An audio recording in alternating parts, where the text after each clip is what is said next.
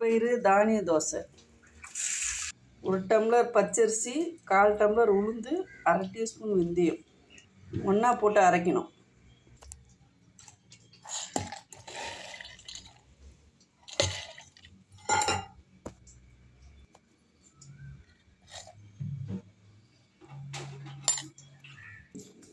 உடனடியாக அரைச்சி உடனே சுடணும்னா நம்ம இட்லி மாவு நேற்று அரைச்ச மாவு வீட்டில் இருந்துச்சு, 2 கரண்டி ஊற்றிப்பேன்.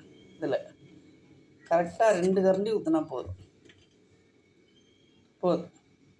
தோசை அருமையாக வரும். உப்பு,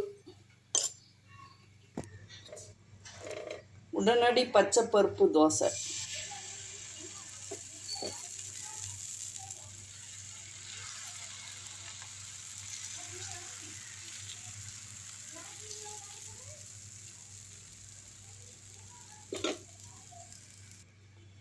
உடனடியாக தோசை சுட்டால் நல்லா வராதுன்னுவாங்க. பாருங்கள் எப்படி வருது பாருங்கள் தோசை. பச்சைப்பருப்பு தோசை நல்லா சாஃப்டாக இருக்குது.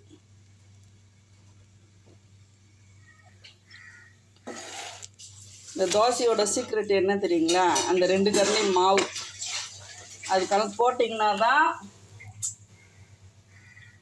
சாஃப்டாக வரும்.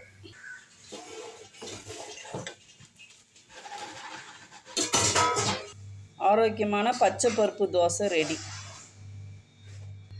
பிடிச்சா லைக் பண்ணுங்கள்.